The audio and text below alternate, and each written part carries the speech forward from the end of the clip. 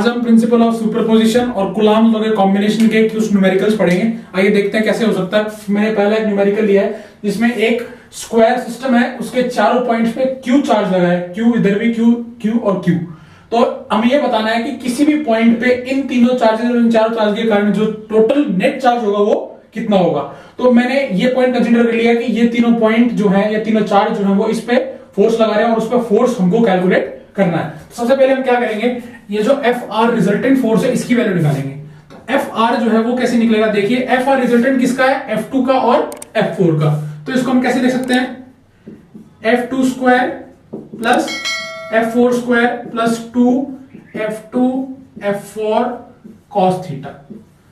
अब ये देखेंगे कि इन दोनों के बीच में एंगल कितना डिग्री का है, 90 डिग्री का। 90 डिग्री एंगल है, तो यहां पे क्या होगा हमारा F R is equals to F2 square plus F4 square, ये पूरा का पूरा जीरो, क्योंकि cos 90 डिग्री कितना होता है, जीरो। तो ये पूरी की पूरी टर्म जीरो। अब यहां देखें, अगर F2 है उसकी वैल्यू क्या होगी, यहां से देखें F2 की वैल्यू क्या है, F2 कौन सा है, ये वाला फोर्स है इस पॉइंट पे। तो कौन से चार्जेस इंक्लूड होंगे, एक तो ये वाला चार्ज इंक्लूड होगा और एक ये वाला चार्ज इंक्लूड होगा। तो इसकी वैल्यू क्या बनेगी, K Q upon R A square,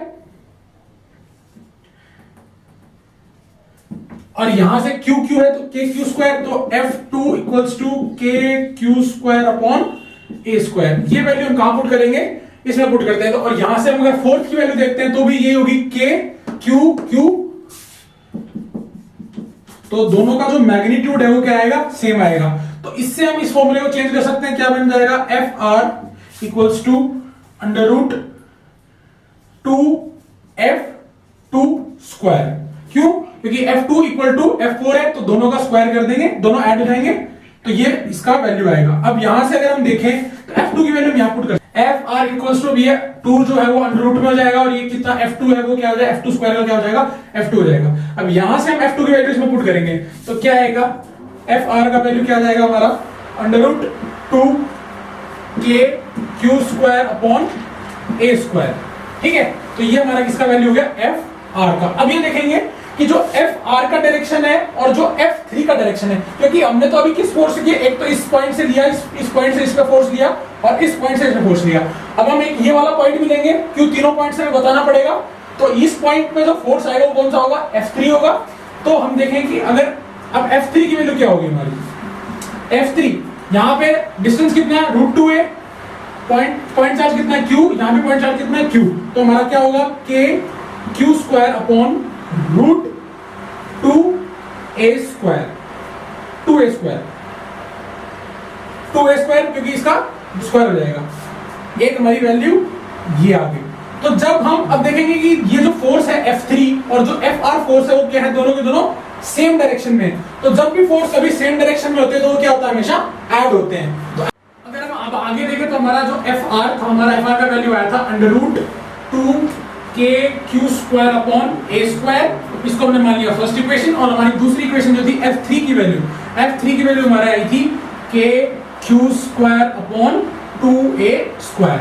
अब एक सिंपली क्या करना है, तो हमें जो टोटल फोर्स आएगा, F टोटल क्या आएगा हमारा, F रिजल्टेंट और F3 का जो एडिशन है वो आएगा। क्यों, क्योंकि जो F3 और जो FR की वैल्यू क्या है, सेम डायरेक्शन में है। सेम डायरेक्शन में होने के कारण वो उनका जो एडिशन होगा, और अगर वो अपोजिट डायरेक्शन है तो उनका क्या होता है, सब्सट्रैक्शन होता। तो सेम डायरेक्शन है उसके कारण, तो F टोटल हमारा कितना हो जाएगा, ये under root 2K Q square upon A square plus 1/2K Q square upon A square. इसमें से मैं K Q square upon A square common ले सकता हूं, तो Ft equals to K Q square A square common और under root 2 plus 1/2। तो ये हमारा फाइनल आंसर हो सकता है। हम अब एक अगला एग्जांपल स्टार्ट करते हैं, जिसमें हमने क्या किया, एक इक्विलेटरल ट्रायंगल लिया है, उसके सेंटर में हमने कैपिटल चार्ज रखा है Q, तीनों कॉर्नर्स पर हमने चार्ज रखा है स्मॉल q। हमें बताना है कि इन तीनों चार्जेस के कारण इस सेंट्रोइड पे, जो सेंट्रोइड है ट्रायंगल का, उस पे कितना रिजल्टेंट फोर्स होगा।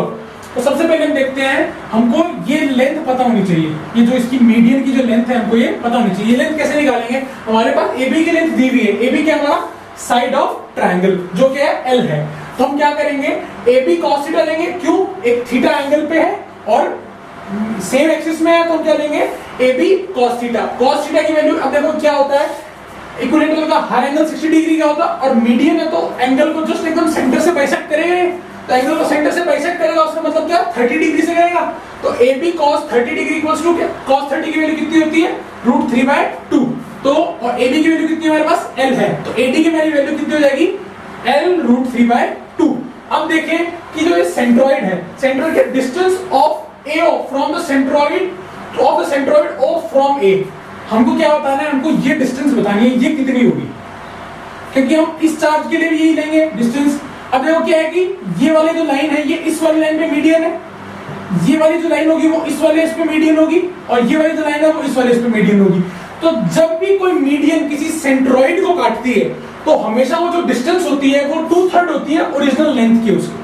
हमेशा ये चीज ध्यान रखनी है, जो डिस्टेंस होगी वो 2/3 होगी हमेशा इस पूरी की पूरी लेंथ में, मतलब ये जो होगा इसका डबल होगा, ये लेंथ, ये वाला जो लेंथ है ये हाफ होगा और ये इसका डबल होगा। तो डबल होगा तो देखो एडी की जो हमारी इसकी जो ये जो लेंथ है, ये जो लेंथ है और ये जो लेंथ है, तीनों बराबर होगी। तो हम अगर एक को मान लें तो हमारे पास जो AO है, AO उसकी लेंथ क्या आएगी, 2/3 AD। तो 2/3 AD की वैल्यू कितनी हमारे पास ऊपर निकाली हमने, ये L √3/2, 2 से 2 कैंसिल, 3 से √3 कैंसिल होगा, तो क्या हमारे पास वैल्यू आएगी L/√3। मतलब हमारी ये डिस्टेंस भी L/√3 होगी, ये डिस्टेंस भी L/√3 होगी और ये वाली डिस्टेंस भी L/√3 होगी। अब हम देखें कि तीनों पॉइंट चार्ज के कारण इस सेंटर में कितना फोर्स लगा, तो देखें क्या होगा, F1 देखें तो force due to charge 1 on Q, तो F1 equals to K small q ये वाला, कैपिटल Q ये वाला, और डिस्टेंस L/√3 ये वाली डिस्टेंस, इसका स्क्वायर। तो इसका स्क्वायर करेंगे तो 3 का स्क्वायर √3 का स्क्वायर वो ऊपर चला जाएगा, तो 3KQ/L²। सिमिलरली इन इस लाइन इस सिस्टम के लिए भी होगा और सिमिलरली इस सिस्टम के लिए भी यही होगा। तो F2 की वैल्यू भी सेम और F3 की वैल्यू भी सेम। अब हम ये देखेंगे कि F2 और F3 के बीच का जो एंगल है वो कितना होगा, 120 डिग्री का होगा। 120 डिग्री कैसे होगा भाई, देखो ये 60 डिग्री, तो ये 30 डिग्री, ये पूरा का पूरा 60 डिग्री होगा और ये भी पूरा 60 डिग्री होगा। तो यहां से अगर हम देखें तो ये पूरा का पूरा एंगल कितना जाएगा, 120 जाएगा। अब देखा जाए तो इनके बीच का एंगल 120 डिग्री था जो मैंने आपको पहले बताया। तो क्या होगा, now by parallelogram law of resultant क्या होगा, F2 F3। अब देखो क्या है, F2 हमारे कोई काम कर रही है, F3 हमारे कोई काम कर रही है, इस पॉइंट पे तो चार्ज आ रहे हैं, मगर हमें इस एक्सिस पे जो फील्ड होगा, क्यों, क्योंकि हमको इसको भी देखना पड़ेगा, खाली ये और ये खाली नहीं, हमारा पास F1 भी है जो इसमें वर्क कर रहा है, तो हमें रिजल्टेंट फोर्स पूरा देखना पड़ेगा। तो हमारा जो F2 और F3 है, F2 और F3 के बीच का रिजल्टेंट जो है इसकी वैल्यू निकालेंगे। तो पैरेललोग्राम से क्या होगा, पैरेललोग्राम लॉ से जो इसके बीच का जो रिजल्टेंट होगा वो कितना होगा, 3KQ/L² होगा। ठीक है, क्या होगा, 3KQ small q capital Q और L² होगा, किससे, पैरेललोग्राम लॉ से।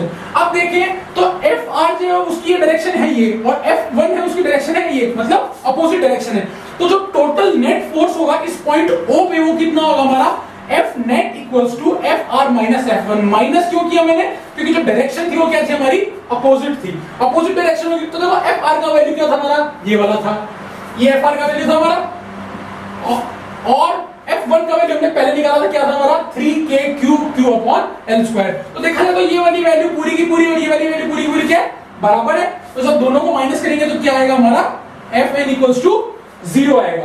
तो इसका मतलब क्या है कि अगर वो हर ट्रायंगल के हर पॉइंट पे अगर चार्ज सेम हो, अगर उनका जो मैग्नीट्यूड है वो सेम हो, तो हमेशा जो सेंट्रॉइड पे लगने वाला चार्ज है वो हमेशा क्या होगा, 0 होगा। अगर आपको वीडियो पसंद आया तो इसको लाइक करें, इसको शेयर करें, कमेंट करें और सब्सक्राइब करें। अगर सब्सक्राइब करें, नोटिफिकेशन के बटन को ऑन करें और ऑल पे करें।